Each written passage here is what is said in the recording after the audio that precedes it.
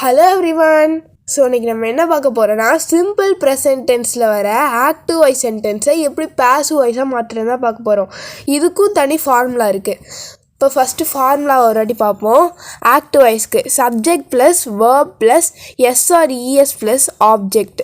இப்போ பேசிவ் வாய்ஸ்க்கு object plus am or is or plus verb 3 plus by plus subject. ஃபார்முலாவை பார்த்தோம். இப்போ ஒரு சென்டென்ஸை இதான் சிம்பிள் ப்ரெசன்ட் டென்ஸ்னு எப்படி கண்டுபிடிக்கிறதுன்னு பார்க்க போகிறோம். இப்போ அதுக்கு வந்து ஃபஸ்ட்டு நான் ஒரு எக்ஸாம்பிளாக ஃபஸ்ட்டு சென்டென்ஸோட ஆக்டிவ் வாய்ஸ் சென்டென்ஸ் எடுத்திருக்கேன். He buys a car. ஹீன்றது தேர்ட் பர்சன் சிங்குலர், அதாவது ஐ வி யூ தே அதெல்லாம் வந்துச்சுன்னா வேர்போட எஸ் சேர்க்கக்கூடாது. அது ப்ரெசன்ட் டென்ஸில் நான் சொல்கிறது. ப்ரெசன்ட் டென்ஸில் ஐ வி யூ தே வந்துச்சுன்னா வேர்போட எஸ் சேர்க்கக்கூடாது. அதே தேர்ட் பர்சன் சிங்குலர், அதாவது ஹீ ஷீ இட்டெல்லாம் வந்துச்சுன்னா வேர்போட எஸ் சேர்க்கணும். எஸ்ஸா இல்லாட்டி எஸ், அதை வந்து அந்த வேர்டை பொறுத்து. ஓகேவா? இப்போ வந்து புரிஞ்சிருச்சா? இப்போ ஆக்டிவ் வாய்ஸ்ன்றது சப்ஜெக்ட் ப்ளஸ் வேர்ப் ப்ளஸ் அதாவது தேர்ட் பர்சன் சிங்குலராக இருந்தால் எஸ் இல்லாட்டி இஎஸ் சேர்க்கணும் ப்ளஸ் ஆப்ஜெக்ட். இப்போ இதை எப்படி பேசிவ் வாய்ஸில் மாற்றுறது? கடைசியில் இருக்க ஆப்ஜெக்ட் முன்னாடி வந்துடும். இங்கே ஆம் இஸ் ஆர் இது மூணில் ஏதாச்சும் ஒன்று சேர்க்கணும். அது வந்து இந்த ஆப்ஜெக்டை பொறுத்து எது சேர்க்குறதுன்றது. It depends upon the object. இதெல்லாம் வந்து ப்ரெசன்ட் டென்ஸ்க்கு ஆமிஸாக யூஸ் பண்ணோம். அடுத்தடுத்த டென்ஸுக்கு வேறு ஹெல்பிங் வேர்ப் இருக்கும். அடுத்து வேர்ப் 3, போன வீடியோவில் சொன்ன மாதிரி வேர்ப் 3 இந்த இருக்கு.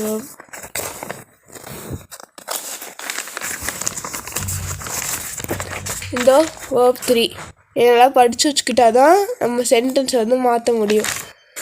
நெக்ஸ்ட்டு பைன்றது ப்ரிப்போசிஷன், அது கண்டிப்பாக வரணும். பேசிவ் வாய்ஸ்னாலே பை தான். அடுத்து முன்னாடி இந்த சப்ஜெக்ட் பின்னாடி வந்துடும். இப்போ எக்ஸாம்பிள் பார்ப்போம். He buys a car. ஹீன்றது சப்ஜெக்ட், பைஸுன்றது வேர்பு, எ காருன்றது ஆப்ஜெக்டு. ஹீ வந்து தேர்ட் பர்சன் சிங்குலர்னால வேர்போட எஸ் சேர்த்துருக்காங்க. இப்போ அதை எப்படி மாற்றணும்? ஃபஸ்ட்டு ஃபார்முலா பார்ப்போம். ஆப்ஜெக்ட் வந்து முன்னாடி வரும். அப்போ ஆப்ஜெக்ட் என்னது? A car. எ காருன்றது ஒரு சிங்குலரா ப்ளூரலா? அப்போ ஒரு காருன்றது ஒரு பர்சன் கிடையாது. That is a thing. ஒருவேளை பர்சனாக வந்துச்சுன்னா, இதை வந்து பர்சனாக வந்துச்சுன்னா ஆம் ஐ வந்தால் மட்டும்தான் ஆம் யூஸ் பண்ணணும். வேறு எதுக்கும் ஆம் யூஸ் பண்ணக்கூடாது. ஆறு இல்லை இஸ், இது ரெண்டில் ஏதாச்சும் ஒன்று தான் யூஸ் பண்ணோம். எ காருன்றது ஒரு சிங்குலர், அது ஒரே ஒரு கார் தான் சொல்லியிருக்காங்க. கார்ஸ்ன்னு சொல்ல ஒரே ஒரு கார் தான் சொல்லியிருக்காங்க. அப்போ எ கார் இஸ். இப்போ இங்கே இஸ் யூஸ் பண்ணிட்டோம். வேர்ப் 3, அடுத்து வேர்ப் 3ன்னு ஃபார்முலாவில் கொடுத்துருக்காங்க.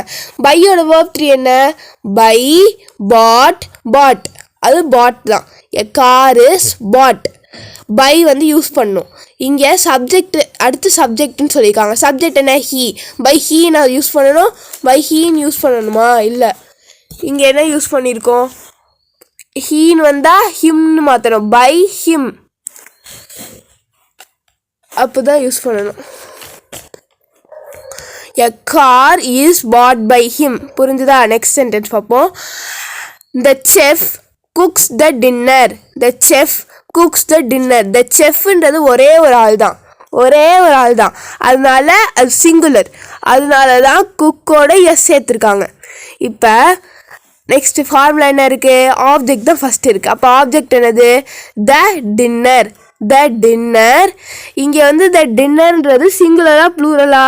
டின்னர்ன்றது ஒரு பர்சன் கிடையாது, அதனால் ஆம் யூஸ் பண்ணக்கூடாது. அது வந்து ஒரு திங், அதனால் இஸ் இல்லாட்டி ஆர் யூஸ் பண்ணணும். இந்த டின்னர்ன்றது சிங்குலரா ப்ளூரலா? டின்னர் தான் சொல்லியிருக்காங்க. அப்போ ஒன்றே ஒன்று தான். த டின்னர் இஸ். டின்னர் வந்து சிங்குலர்னால இஸ் சேர்த்துருக்கோம். இஸ் குக்கு. அடுத்து வந்து வேர்ப் 3 ஃபார்ம். குக்கோட வேர்ப் 3 என்ன? குக்டு. குக்கோட ஈடி சேர்க்கணும், அதான் cooked. The dinner is cooked. அங்கே பை யூஸ் பண்ண சொல்லியிருக்காங்க, இங்கே பை யூஸ் பண்ணிட்டோம். Subject the chef. இந்த செஃப்பை வந்து மாற்ற முடியாது, ஏன்னா அது ப்ரொனவுனை தான் மாற்ற முடியும். செஃப்ன்றது ஒரு பர்சன் தான் அது, அதனால் மாற்ற முடியாது. பை த செஃப் அதே எழுதிட்டாச்சு. புரிஞ்சுதா? Next third. They write letters. இங்கே தேன்றது தேர்ட் பர்சன் சிங்குலரா இல்லை, அதனால வேர்போட எஸ் சேர்க்கலை. ஐவியூ தே வந்தால் வேர்போட எஸ் சேர்க்கக்கூடாது. அதே மாதிரி தே வந்தனால வேர்போட எஸ் சேர்க்கலை. தே ரைட் லெட்டர்ஸ். இப்போ ஆப்ஜெக்ட் ஃபஸ்ட்டு என்ன எழுதணும்? ஆப்ஜெக்ட் வந்து என்னது? லெட்டர்ஸ் வந்து முன்னாடி இருந்துச்சு. இப்போ லெட்டர்ஸ் இஸ்ன்னு சேர்க்குமா? லெட்டர்ஸ் வந்து சிங்குலரா ப்ளூரலா? ப்ளூரல். அதனால் லெட்டர்ஸ் ஆர். இங்கே வந்து அதே லெட்டர்னு கொடுத்துருந்தாங்கன்னா இஸ் சேர்க்கலாம். அதே லெட்டர்ஸ்னு கொடுத்தனால ஆர் சேர்க்குறோம்.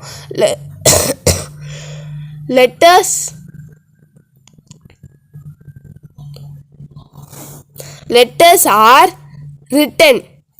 ரைட்டோட வேர்ப் 3 ஃபார்ம் என்ன? Write wrote written. அதனால ரிட்டன்னு சேர்க்குறோம். நெக்ஸ்ட்டு பை யூஸ் பண்ண சொல்லியிருக்காங்க, பை யூஸ் பண்ணிட்டோம். இங்கே தே வந்து என்னவாகும்? தெம்மா மாறும். தே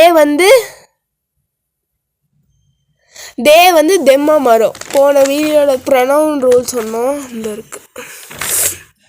இங்கே என்ன இருக்குது? தே வந்து தெம்மா இருக்கும். By them. புரிஞ்சுதா? தெம்மா மாறிடும்.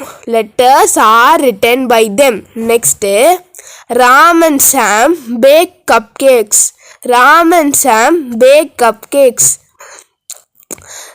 இப்போ என்ன வரணும்? ஃபஸ்ட்டு ஆப்ஜெக்ட் என்னது? இங்கே கப் கேக்ஸ் ஃபஸ்ட்டு வந்துச்சு. கப் கேக்ஸ் ஆரா இல்லை இஸ்ஸா? ஆர் தான் யூஸ் பண்ணணும். ஏன்? Cupcakes are plural.